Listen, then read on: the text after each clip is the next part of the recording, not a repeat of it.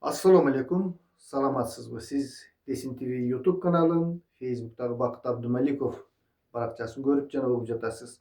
Atım Bakıt, men blogermin. Hurmattуу menin көрөрманым, бүгүн biz biraz tarix тууралуу, соңку tarix эсирдин кулашы кантип Орусия менен НАТО каршы болуп калды бирине бири. Орус Украин согушунда Орустардын аргументи кандай, ошол эле Батыштын аргументи кандай? Мына ошолор жөнүндө учкай сөз кылмакчыбыз. Анда эмесе мени менен болуңуздар. Ким тарыхка кызыгып, азыркы геосаясий кырдаалга туура баа бергиси келсе, балким биздин бүгүнкү контент ал үчүн пайдалуу болуп калаттыр. Анда эмесе баштадык. Урматтуу көрөрмандар, өзүңүздөр көрдүңүздөр, кечээки күnkү Анкарадагы НАТО Түндүк Атлантика уюму, келишими уюмунун саммитинен кийин дүйнө башкача бир багытта, башкача бир максаттар менен кооптуулук күч алгандай болуп, мындай ар ким өзүнчө ойлонуп турган чак. Албетте, кээ бир мындай геосаясатты түшүнбөгөн, башка баягы өзүмдүн үйүм тынч болсо болду, башкалардыкы эмне болсо ошо болсун деген адамдар үчүн балким мааниси жоктур. Бирок ошентсе дагы биз бүгүнкү ушул контентибизди чыгардык. Урматтуу достор, билесиздер, баарынын баары тамыры эмнеден башталды? 89-жылы, 20-кылымдын аягында деп койсок болот. 91-жылдары Союз таркалды, 89-жылдары ушул биринчи эки Германия биригип, эки Германиянын биригердин алдында эки ГДР, Германия Демократиктүү Республикасы, ФРГ, Федеративдүү Германия Республикасы. Ушул эки өлкө бар. Алардын ортосунда Батыш Берлин деген шаар болгон. 89-жылы күз айларында ошол Батыш Берлиндин стенасы бузулуп, 90-жылы толугу менен эки Германия биригип, эки кошуу 4 деген чоң бир жолугушуу саммит өтүп, эки Германия анан чоң 4 держава ушулар тагдырын чечишип, ушинтип Германия бириккен да. Ошолордун алдында эми мына биздин курактагылар жакшы билет, дүйнө эки полярдуу. Бир жагынан Америка болсо, бир жагынан Советтер Союзу, Варшава келишими өлкөлөрү, көптөгөн өлкөлөр бар эле. НАТО болсо экинчи жагынан бир ушундай тең салмак болуп турган да.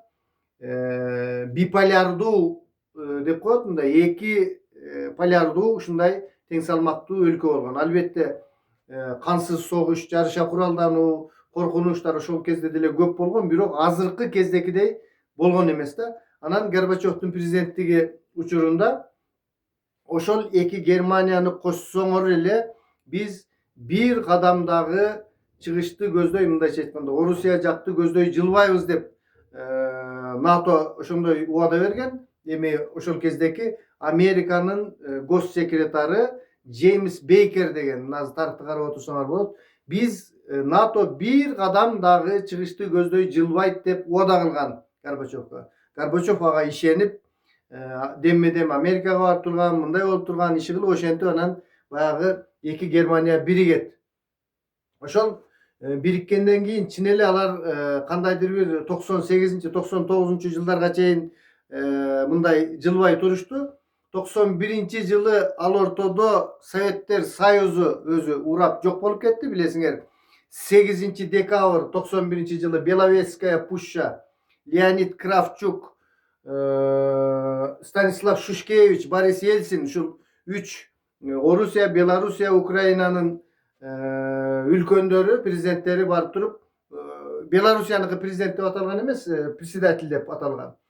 Ошол үчөө барып Беловецкий деген ошол Белоруссияда сүйлөшүп, токойлуу жерде бекинип алып отурушуп, мындай союзду жок кылабыз, биз өзүбүзчө. Албетте, бул жерде Ельцин өзүнчө союзду жок кылып, өзүнчө Орусияны башкаргысы келген да. Эми ошол шылтоо менен Кудайга шүгүр, биз дагы эми кээ бири Советтер Союзу болгону жакшы болчу дейт, кээ бири болбогону жакшы болчу дейт. Кандай болгон учурда дагы Советтер Союзу империясы, Советтик империя урап, mına biz okşogon bir neçe mamleketler erkinlik alıp 91-жылы ал кезде мындай ошол 8 декабрда Советтер Союзу жок болду деп Беловецкий пущага кол коюлган. Бирок ошол айдын аягында эле 21 декабрда Алмата декларациясы кол коюлат. Ал 8-ден 20-на ойлоп турула. 21, 25, 26 дегенди эстеп калсаңар 8, 21, 25, 26 мына Союздун таркашы. 21-inde Almata Deklarasiyasına kol koyulат. Almata Deklarasiyasında şu azırkı kezdеги Союздуу Республикалар кандай чегерада болсо кудум ошондой болуп сакталат деп туруп. Мына азыр бизде талаш тартыштар болуп атпайбы? Бирок ошол кезде эле айтып койгон. Бирок ал келишимдер ишке ашпай ошондуктан тополоңдор чыгып турган да.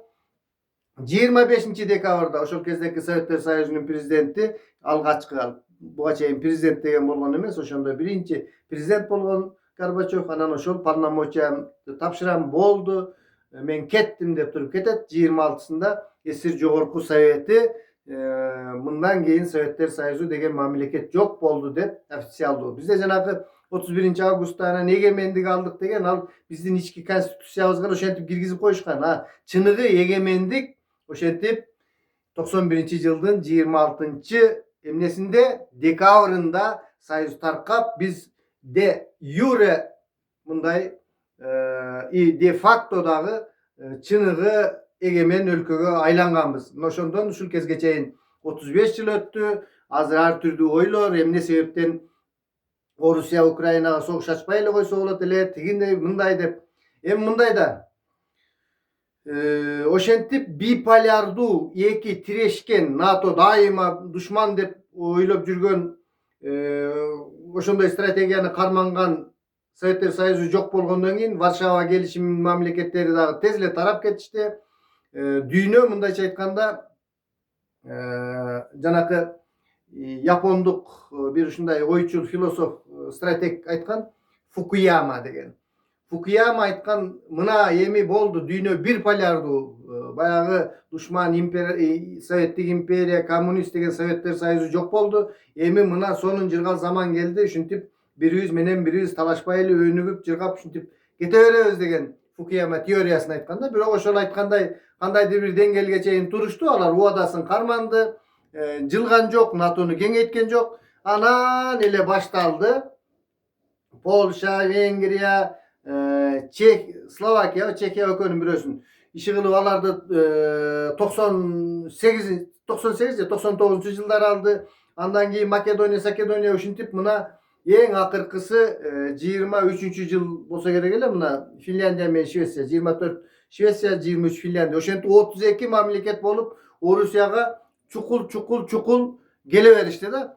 Бирок орустар деле 2007 жылы Мюнхен конференциясында Путин эмне деген? 2000 жылы президент болуп келгенде эле Путин айткан, давай бизди дагы кошкула ушул НАТОго, биз деле ушундай ынтымак менен жашайлы, согушпайлы дегенде алар эмне деген? Жок, биз силерди кошо албайбыз, мүмкүн эмес, силер чоң мамлекетсиңер деп кошпой койгон да. Доктрина Вулфовицтин доктринасы деген мен Фейсбукка жазып койдум. Мындай бир нерсе болгондо, ушинтип орустар кошулабыз деп атат, кошулуп бир ынтымак болойлу дегенде Американын электорат стеблишменти, мындайча айтканда башчылары, алар жакта дагы билесиңер, демократтар, анан республикачылар, анан тигиндей мындай деп бөлүнгөн чоң саясатчылар, дүйнөлүк деңгээлдеги миллиардерлер, мамлекеттердин тагдырын чечип отурган кыйындар отурат да. Кээ бир айткан да, давайте мына эми Советтер Союзу жок болду, ушинтип ошол орустар өзү кошулабыз деп атат, жакшы кылып ынтымак кылып, жардам берип, мамилелерди түзүп өнүгө берели деген. Кээ бир айткан жок. Мисалы үчүн ошол кездеги согуш министринин орун басары Пол Вулфовиц деген болгон да. Вулфовиц айткан жок, эч качан андай болбойт. Дүйнөдө эң кыйын мамлекет ким болуш керек? Америка Кошмо Штаттары болуш керек. Биз эч качан кошпойбуз. Мына доктрина бул кийин ачыкка чыгып кеткен да, бул секретный кылып, сырдуу кылып айтышканы менен алардын секрети элдин баардыгы азыр билет, доктрина Вулфовица деп. Ошентип жанагы биримдикке ынтымакка келели деп аткан орустарды ары көздөп түртүшүп, булар кайра тескерисинче ошентип 98-жылы 3 mamleket, andan keyin dagы Makedoniya bir ушинтип отуруп мына азыркы кезге чейин Орусиянын аймагына булар аябай жакындап келе берген да. Орусияга бул жакындоо мындайча айтканда экзистенциалдуу коркунучту алып келет да. Бул мамлекет катары жок болуп кетиш. Алар келип атпайбы? Эми биз ортодо туруп алып кыргыздар анан кийин орустар минтип атат, анан орустар тигинтип атат. Орустар көп эле аракет кылган да. Мен жана Мюнхен конференциясын жөнүндө айтып келатып башка сөзгө өтүп кеттик. 2007-жылы февралда Мюнхенде конференция болгондо Путин айткан аларга: "Силер бизди канча жолу алдап койдуңар? Кандай мындай кылып кошулабыз десек же кошпойсуңар, утуру убадаңарды бузуп мына канча мамлекеттерди өзүңөргө кошуп бизге жакындап эле келип атасыңар. Бул деген бизге чоң коркунуч алып келет." Дегенде алар эмне деди? Алар: "Биз Советтер Союзу менен договор кылганбыз. Биз Орусия менен договор кылган эмеспиз. Биз каалаганыбызды кылабыз."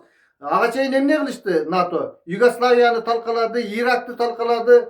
Мындайча айтканда ушинтип эле орустарды мындай орустар эми чын айтканда булар дагы тарыхый чоң империя болгон да. Орустарды эске албай силер эч ким эмессиңер дегендей өтө адилетсиз мамиле болду да.